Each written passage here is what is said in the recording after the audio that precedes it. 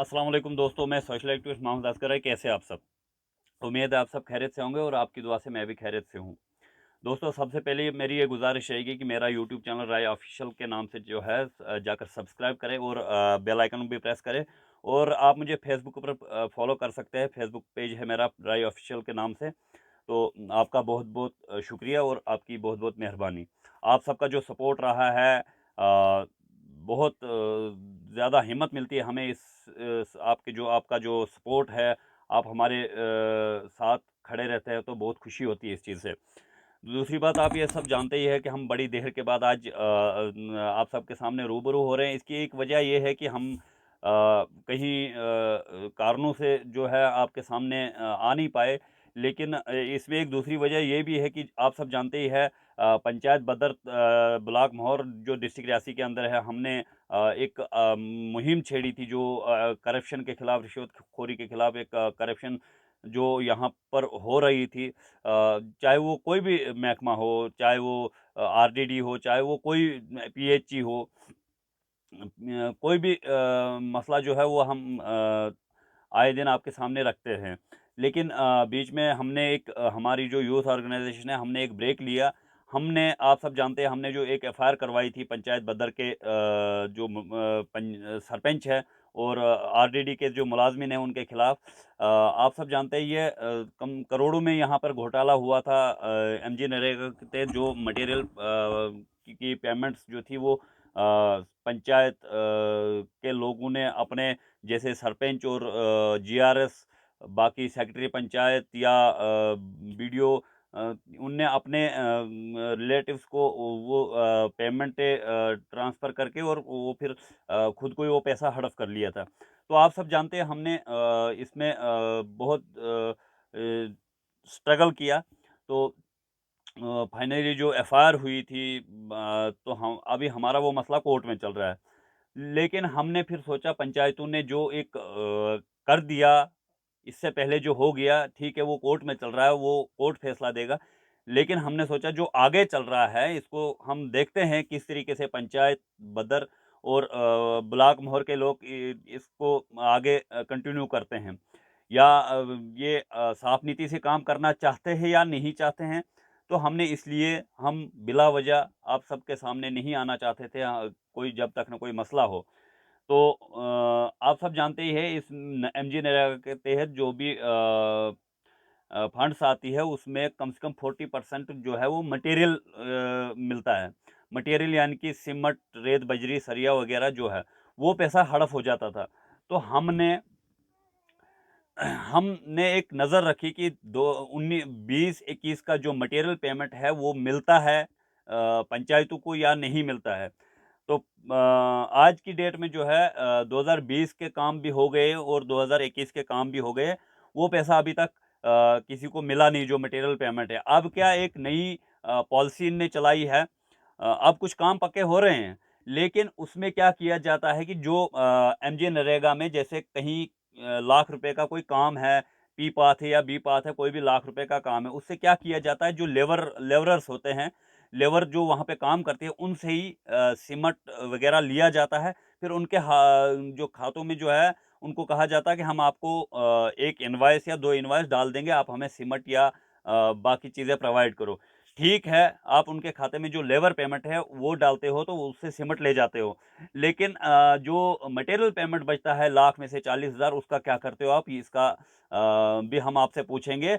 और हमने जो ये ब्रेक लिया, आप ये ना समझे जो आरडीडी के ऑफिशियल्स हैं या पंचायत के लोग हैं, आप लोग ये ना समझे कि हम आपसे डर गए हैं या हम किसी दबाव में हैं। हमने जो मुहिम उठाई है, हम बिल्कुल लड़ते रहेंगे। मेरे साथ बाकी लोग भी हैं, मेरे साथ जैसे सजाद राय हमेशा मौजूद रहता है। बाकी हमारी जो एरिया के अंदर जो हमारे साथ लोग जुड़े हैं, उनका बहुत सपोर्ट रहा है। चाहे वो फाइनेंशियल सपोर्ट हो, चाहे वो कोई भी सपोर्ट हो, हमें वो लोगों ने बहुत ज़्यादा सपोर्ट किया है।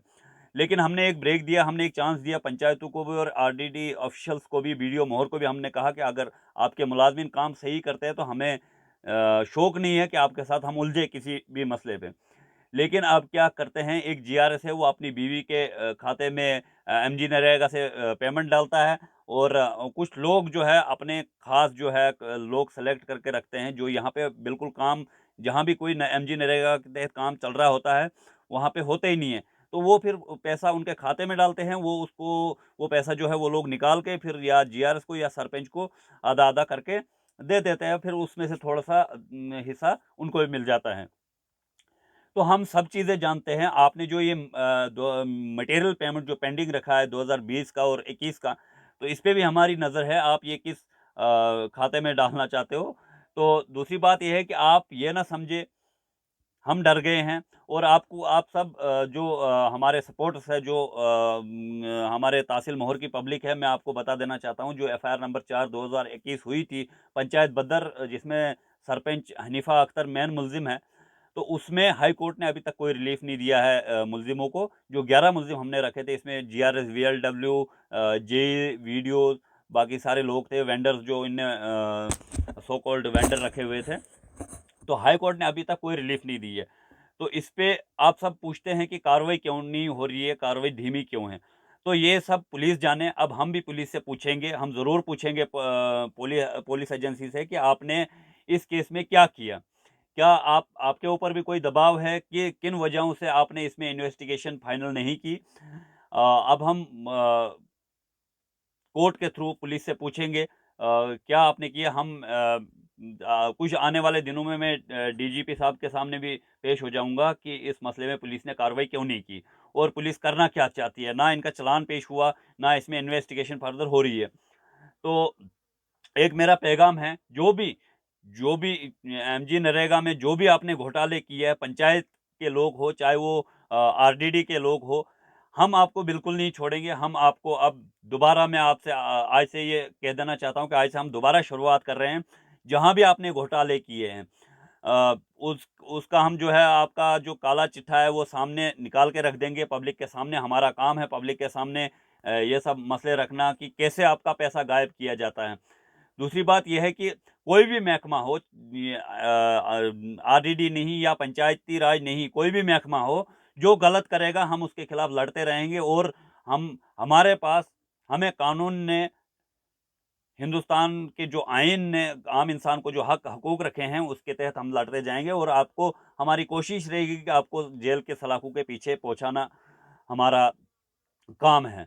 तो इंशाल्लाह जल्दी। और दूसरी बात मैं आपको ये बता दूँ, जो बद्दर की सरपंच है हनीफा अख्तर, एक पागल औरत है। मैं बार-बार कहता हूँ पागल औरत है, उसका दिमाग नहीं, फितना-फसाद करवाती है। इस वक़्त भी क कुछ मसले ऐसे हैं, कोई किडनैपिंग वग़ैरह हुई है, उसमें भी सरपंच हनीफा अख्तर इन्वॉल्व है।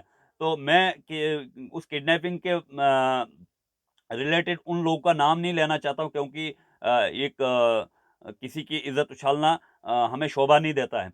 लेकिन एक सरपंच गाँव का ज़िम्मेवार होके एक किडनैपिंग करवा के, और जो किडनैपर्स हैं उनके साथ मिली हुई है, और जिस दिन किडनैपिंग हुई है पंचायत बद्दर में, उसी दिन से सरपंच हनीफा अख्तर भी गायब है, और FIR भी उनके खिलाफ लग चुकी है। उनके हस्बैंड FIR में हैं। दूसरी बात ये है कि यहाँ पे जो लॉ एंड ऑर्डर की सिचुएशन है, वो बिगाड़ने का काम सरपंच हनीफा अख्तर करती है। मेरी गुज़ारिश है पुलिस स्टेशन मोहर से, DSP साहब और SHO साहब मोहर से, कि आप इन लोग के खिलाफ कार्रवाई करें। आप घबराते क्यों इन लोग के साथ, इन इन लोग के ऊपर कार्रवाई करने में? अगर सरपंच हनीफा अख्तर या उनके हस्बैंड कोई अगर FIR में है, तो उनको फौरी तौर अरेस्ट किया जाना चाहिए था। ये हमारी अपील रहेगी, पंचायत बदर के अवाम की तरफ से अपील है, और मेरी तरफ से भी ये अपील है कि जो सरपंच हनीफा अख्तर, जो पंचायत बदर की सरपंच है, उनके हस्बैंड मोहम्मद अमीन जो FIR में इन्वॉल्व है, उसमें FIR में है, तो उनको अरेस्ट, अगर आपने बाकी मुल्ज़िम अरेस्ट किए हैं, तो उनको भी अरेस्ट कर देना चाहिए था। तो दूसरी बात ये है कि मेरी एडमिनिस्ट्रेशन से रिक्वेस्ट है कि इस सरपंच को यहाँ से हटाओ और इस गाँव को बचाओ। क्योंकि इस गाँव में जब सरपंच को इसलिए चुना जाता है कि ग्राउंड लेवल पे गवर्नेंस मिले पब्लिक को। लेकिन गवर्नेंस तो छोड़िए, पब्लिक के साथ धोखाधड़ी होती है, पब्लिक की इज़्ज़त उछाली जाती है, किसी बहन-बेटी की इज़्ज़त उछाली जाती है, गरीब अवाम के हकूक़ मारे जाते हैं, और एक लेडी होने के नाते वो अपना लेडी होने का एक गलत फ़ायदा उठा रही है। इसमें एडमिनिस्ट्रेशन को मेरी तरफ से एक गुज़ारिश है कि इस सरपंच पे लगाम कसनी चाहिए, इसके ऊपर एक्शन करना चाहिए। ये आयन के तहत नहीं चलती है, ये अपना एक शख्सी राज लागू करना चाहती है यहाँ पर। और बाकी जो मुलाज़मीन हैं, जो यहाँ पे चाहे वीएलडब्ल्यू हो, चाहे वो जीआरएस हो, चाहे वो जेई हो, कोई भी हो, यहाँ पे इनने पूरे गाँव का बेड़ा गर्क करके रखा है। इसलिए अब आज से मैं दोबारा ये ऐलान करता हूँ कि आज से हम दोबारा लड़ाई लड़ेंगे इनके साथ। दोबारा हम मैं आपको एक बात बता दूँ, एक कहावत है, शेर जब 2 कदम पीछे लेता है तो वो घबरा कर या डर कर नहीं लेता है। शेर जब 2 कदम पीछे लेता है तो उसका इरादा क्या होता है वो आप सब समझते होंगे। तो पंचायत हो या चाहे किसी भी महकमे के मुलाज़िम हो, हम इंशाल्लाह इनके खिलाफ लड़ते रहेंगे। और आप सबसे फिर एक बार गुज़ारिश करता हूँ कि मेरा यूट्यूब चैनल सब्सक्राइब करें और फ़ेसबुक पर मुझे फ़ॉलो करें। मेरा फ़ेसबुक पेज राय ऑफ़िशियल के नाम से है और यूट्यूब चैनल भी राय ऑफ़िशियल के नाम से है। आप सबका सपोर्ट के लिए बहुत-बहुत शुक्रिया। मिलते हैं अगली वीडियो में। शुक्रिया व आदाब।